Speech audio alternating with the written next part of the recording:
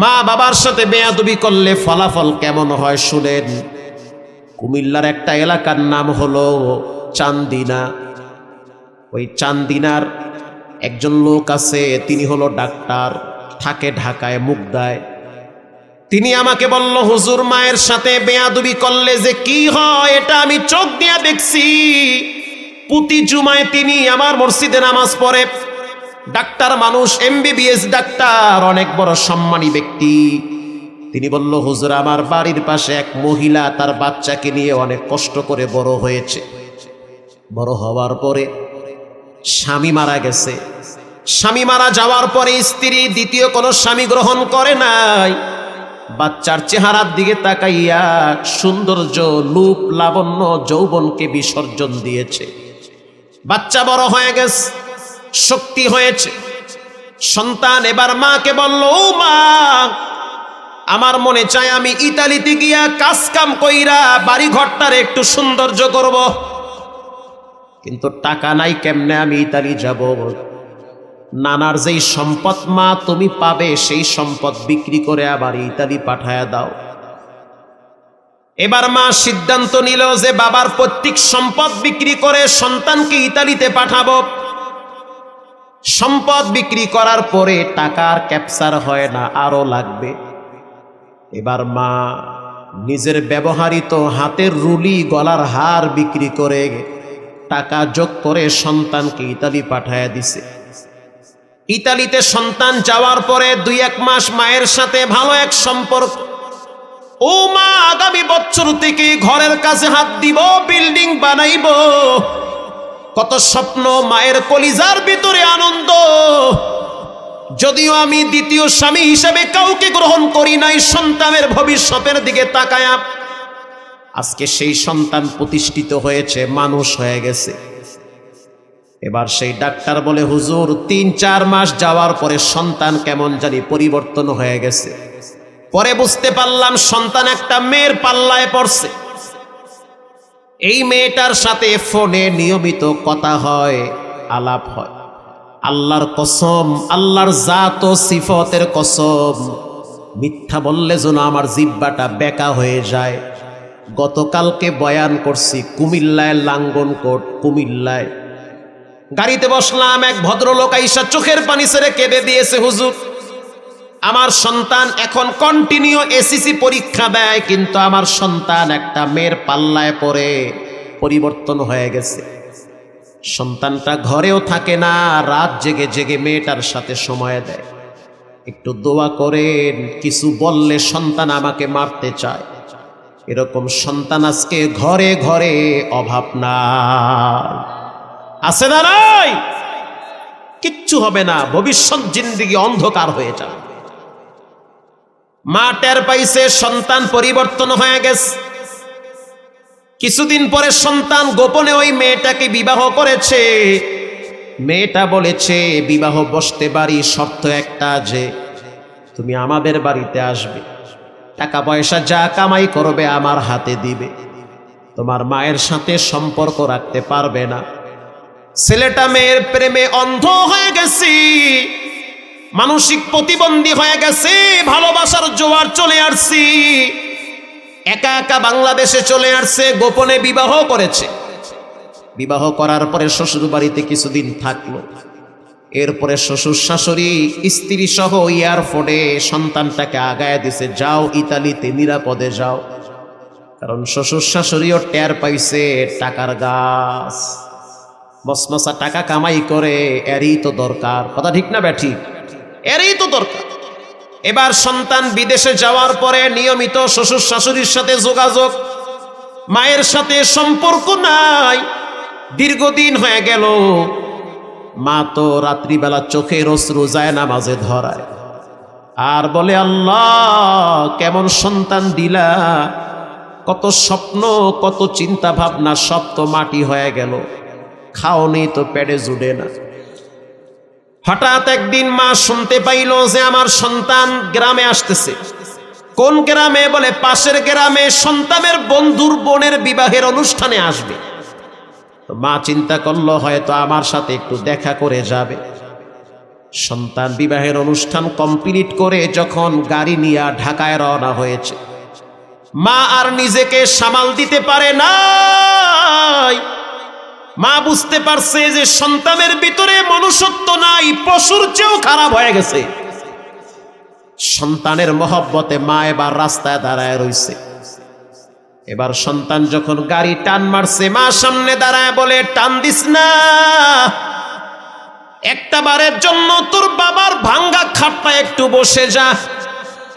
সন্তান বলতে আছে, রাস্তা ছেড়ে দাও, ব্যস্ত আছি আমি, পরে দেখা করব, তোমাকে পরিচয় দিলে আমার মান সম্মান থাকবে না। তুমি তো ফকিরনি, তুমি তো গরিব, তোমার ওই ভাঙ্গা টিমের ঘর দেখলে আমার স্ত্রী মন খারাপ করবে, শ্বশুর শাশুড়ি মনে করবে যে আমি ফকিরনির পোলা। মা বলতে আছে, সন্তান জীবনে কোনোদিন তোর শ্বশুর শাশুড়ির সাথে আমার দেখা করাইস না, একটা বারের জন্য আমার ঘরে আইসা আমার হাতে এক গ্লাস পানি খেয়ে যা। আমি তো তোমাকে লম্বা টাইম পেটে রাখছি,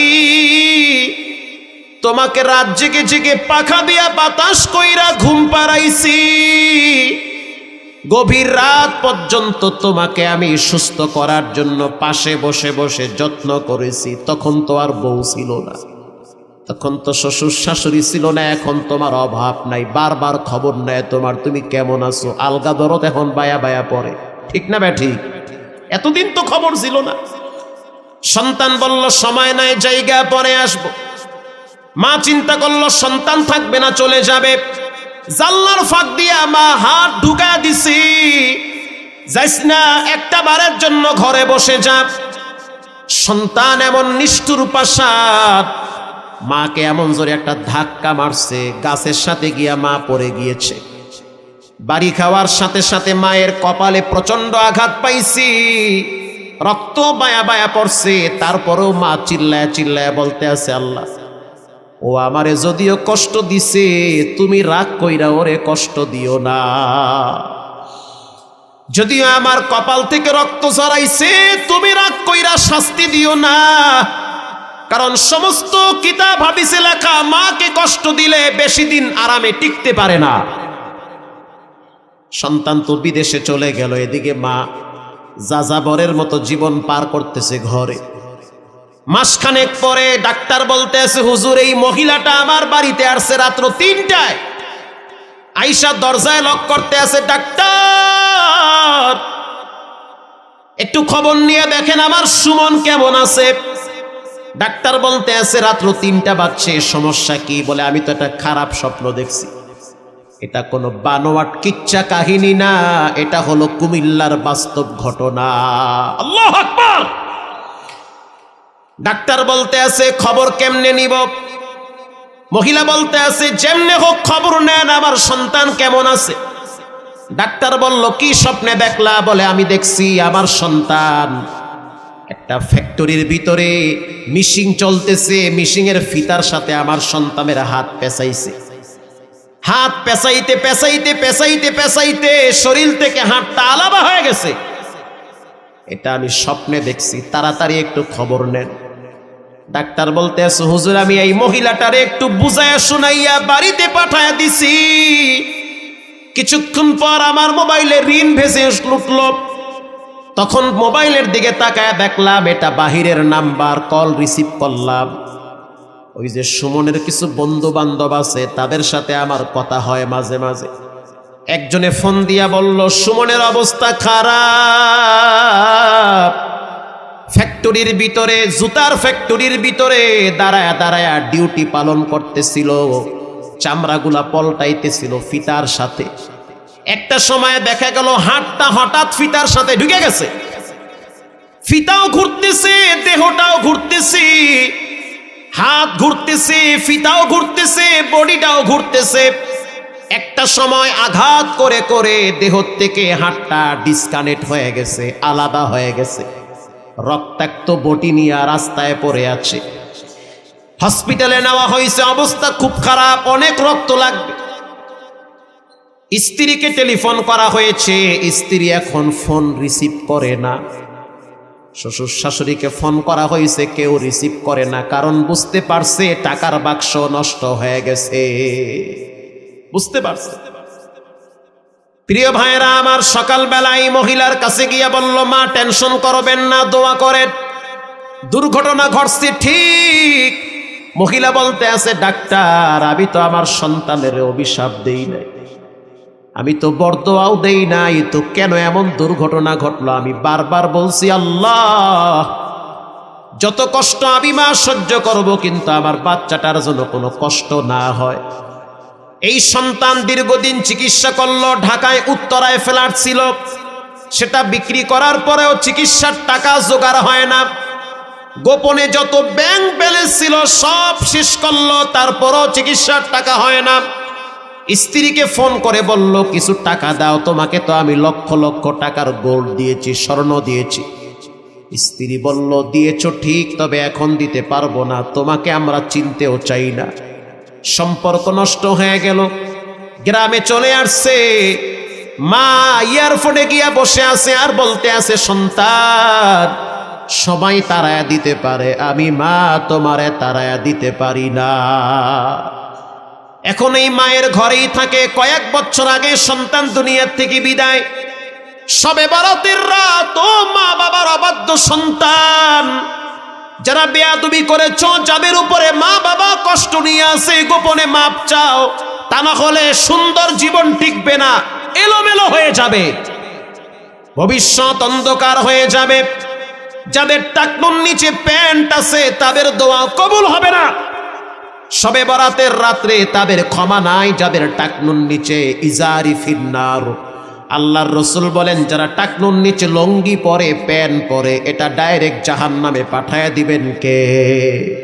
হঠাৎ ঝুলে গিয়েছে এক হিসাব, বা হঠাৎ প্যান্ট একটু নিচে নেমে গিয়েছে, টাকনুর নিচে ঝুলতেছে আর এক হিসাব। কন্টিনিউ সৌন্দর্য বাড়াবার জন্য টাকনুর নিচে প্যান্ট ঝুলে আছেন, পায়ে হাত দিয়ে বলি এটা জায়েজ নাই, হারাম। পায়ের নিচের অংশটুকুন ডাইরেক্ট জাহান্নামে যাবে। হাদিসে আসছে, ইজারি ফিন্নার, ডাইরেক্ট জাহান্নামে যাবে ওটা। নাউজুবিল্লাহ বলেন। বেঁচে থাকেন এগুলোর থেকে। শবে বরাতের রাত্রে হত্যাকারীর কোনো ক্ষমা নাই। প্রিয় ভাইয়েরা আমার, এর জন্য পাক্কা নিয়ত করে নেন। এখানে অনেক মা বাবার অবাধ্য সন্তান আছেন, যারা কোনোদিন মা বাবার সাথে আর বেয়াদবি করবেন না, আল্লাহর সাথে কখনোই শিরিক করবেন না, জীবনে নামাজ ছাড়বেন না, হারাম খাবেন না, আব্বা আম্মার সাথে দুরাচরণ করবেন না। দিলটা যদি নরম থাকে, তওবার নিয়াইতে দুইটা হাত আল্লাহকে দেখায় দেই, নারায়ে তাকবীর। আয় আল্লাহ, আপনি হাতগুলা কবুল করে নেন, জানে মালে বরকত বাড়ায় দেন। জীবনে একবার মদিনায় রওজার পাশে সালাম দেওয়ার তৌফিক দেন, বলেন আমিন।